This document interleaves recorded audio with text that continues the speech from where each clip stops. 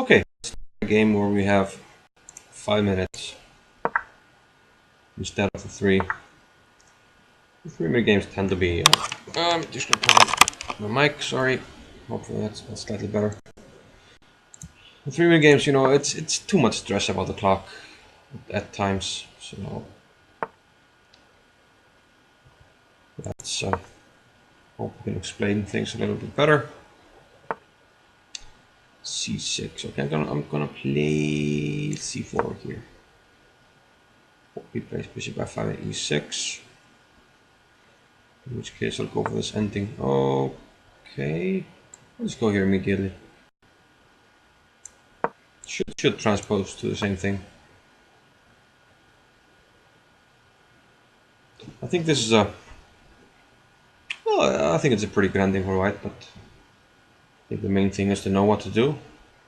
Probably it's around the equal or maybe a minuscule advantage for white, but okay, place that move. So now he is forced to enter the ending. It takes.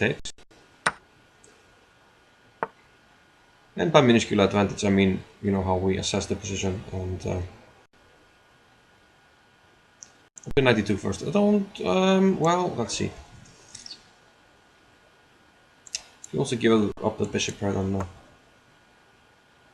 so be it. Also, I need to preserve this bishop, so h3 will have to come here at some point. Right now I can get away with it because I can play bishop c7. Probably, no, I can't do that.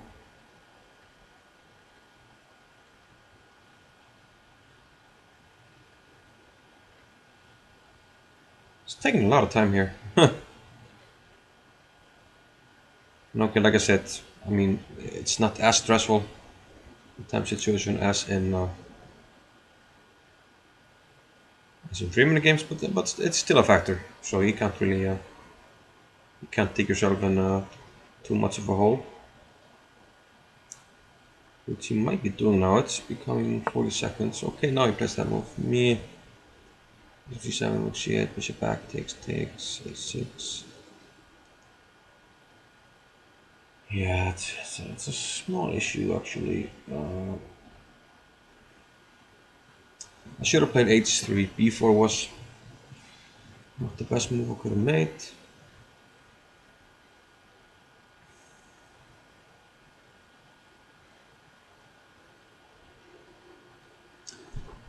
Wondering if I can play something like b5. That's probably too early. Bishop c7 probably doesn't work. Rook c8. Bishop e2. Rook takes. Bishop takes. Also doesn't make a huge impression on me.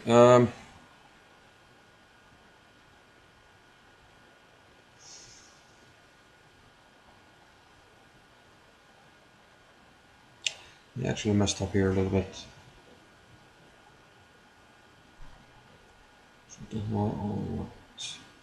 Let's hold the rook is misplaced on c7. Yeah, but I don't like it. Don't like it at all.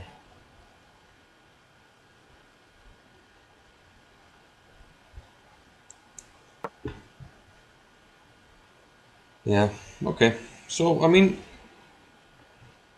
one of the advantages of Blitz is that you can make mistakes. I mean, you don't want to be making mistakes in tournament games, so you need to use these games to eliminate some mistakes. And here, you know, okay, I should know this, but, you know, never too careful. Preserve the bishop if you can. Especially in this line, it's really important on this diagonal for my pressure on the queen side.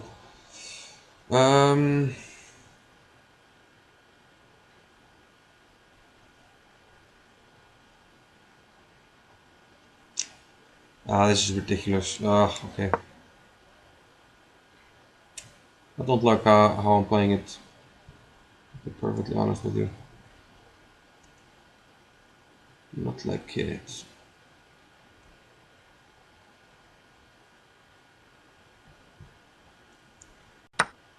So it takes on b1. Okay, fair enough. I'm not sure that's the best thing ever. That's probably fine. Okay. Yeah, I'm gonna stop e5, at least for now. But this might be better for him. He can play g6, put the bishop on g7, and then organize f6 and e5. So we should organize the e5 break at some point.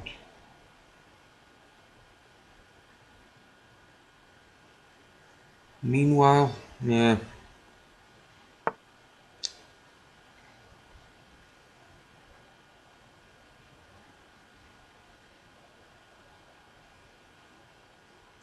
Yeah, no really good squares. I'm gonna transfer the knight to a5. It takes a while, but at least I'm putting pressure on b7, and then I can think about. Okay, he's organizing e5, which is a good plan here. I'm just gonna keep my king in the center here. For the moment, I'm covering this. Yeah, but he can take and play f5, knight f6. It's not looking good for the home team. I really messed up. I'm really annoyed with myself for playing it so badly. But okay, now we have to dig in and defend. Maybe I have an idea of playing b5. Probably about now. Right about now. Trying to have to do it now. Because c takes, I can take it with the bishop on d5. Have a little bit more scope, and now I have opened the a file for penetration.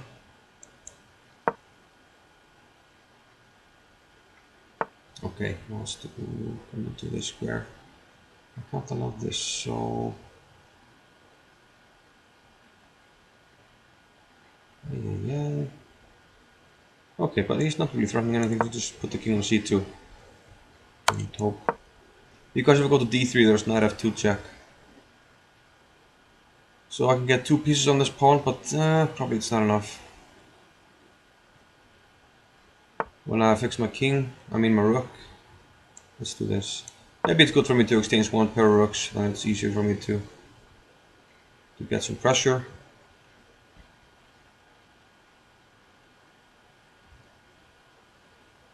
Exchange one pair of rooks, come back to a7, play knight a5. But first I have to put the king on d3, cover this weak pawn here on d4, which is attacked by his bishop.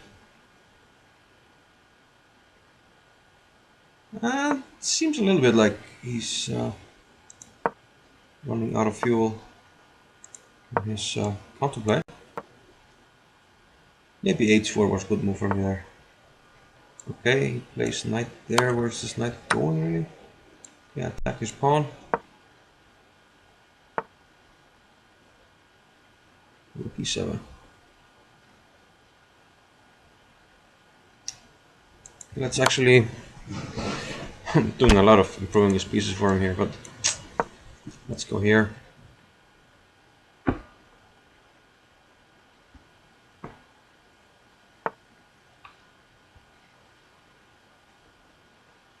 Yeah, there's a small issue. I can't go with the king to d3.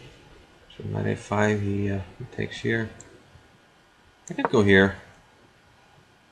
Knight e4. I can take.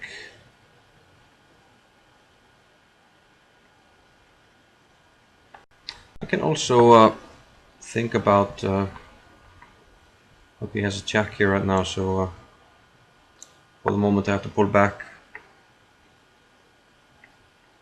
I have to pull back our forces here. Let's. I'm not really worried. I don't like the rook on b8, so change of plans.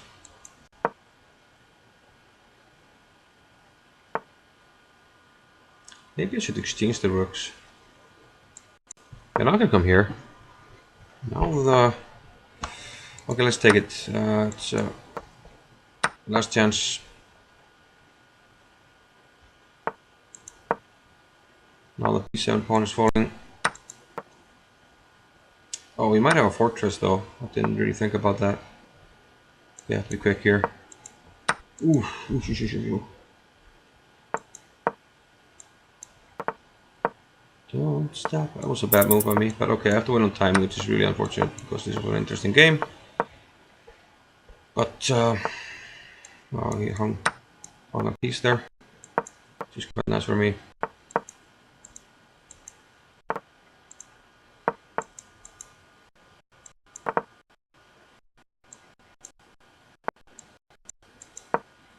Whoa, I have serious lag issues right now.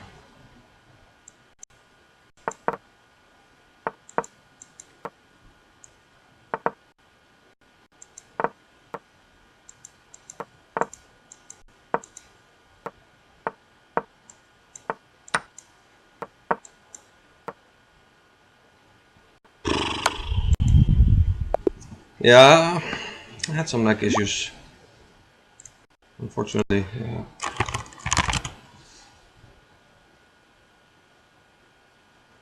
So I lost that game, but okay, you know, things happen. Really upset with the opening.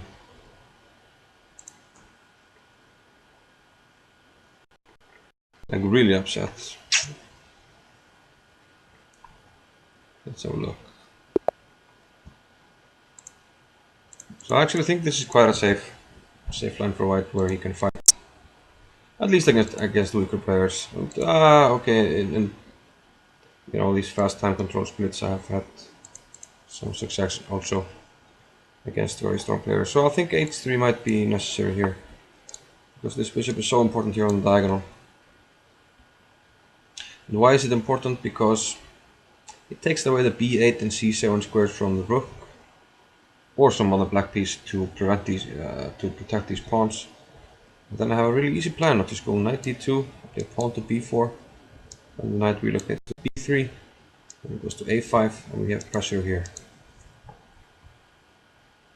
This pawn, b4 pawn can sometimes come to b5. When the knight comes to e5, it's going to be hard for him to protect this. There are some ideas of sacrificing a piece on b7, getting some pawns, and then the power of the bishop, both of the bishops, and the b pawn will be quite strong.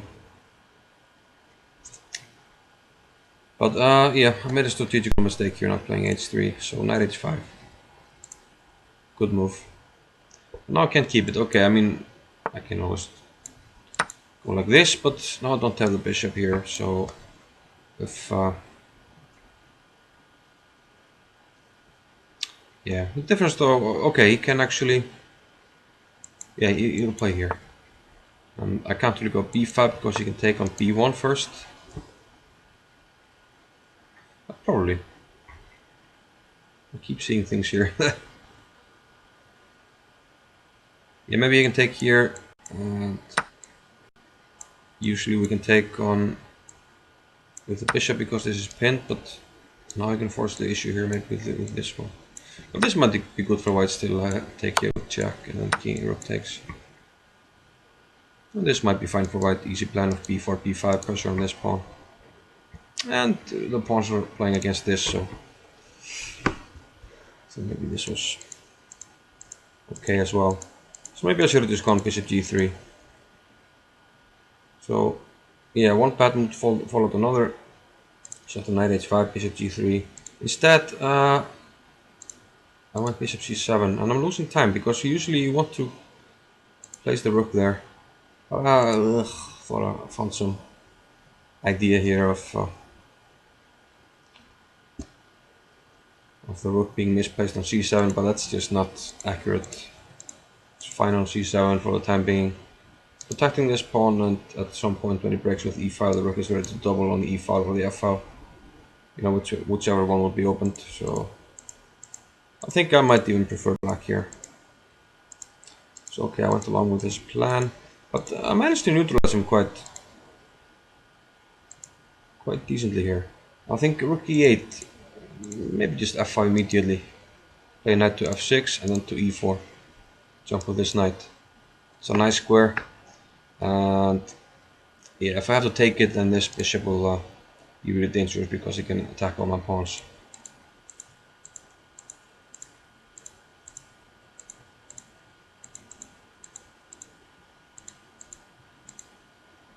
Yeah, what's my... Okay, I'm down to 117, but I had about 300 milliseconds in the time pressure. It just cost me. I thought I had the time under control, but I was a little bit too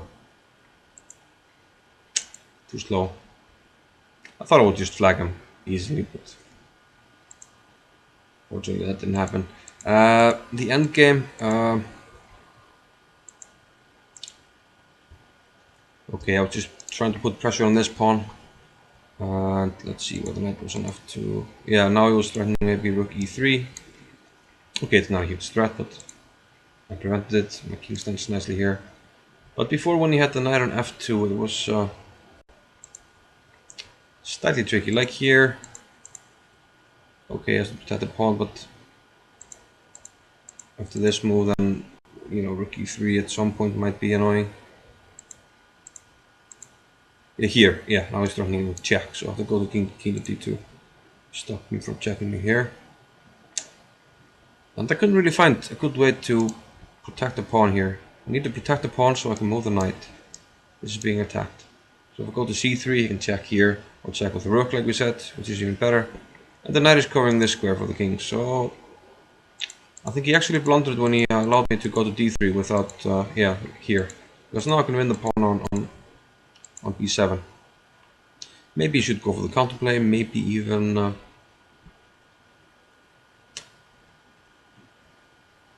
yeah, maybe the counterplay. But not yet, okay. Because I take with check and this will be weak, so let's see what he did. He went bishop f6. And now I should be winning.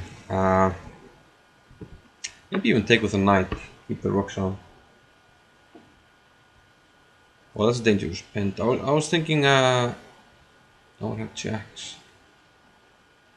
Yeah, I have checks here, but he can play rook maybe here. And now he can take with, yeah, the rook.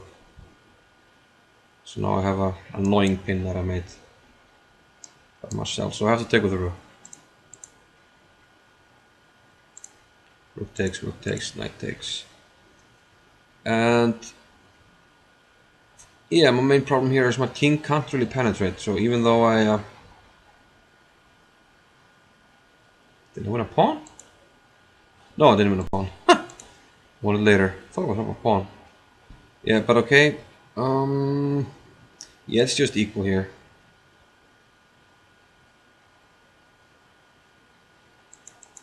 I'm confused.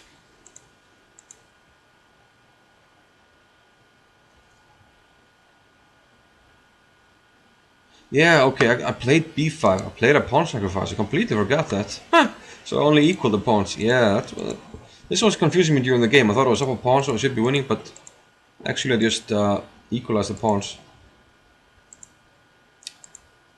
Yeah, okay, so I wasn't as careless or unlucky as I thought. And here we played a bunch of pre-moves and I didn't have a chance because I had less time and I seemed to have a sluggish connection. But yeah, b5. Okay, we didn't really talk about that.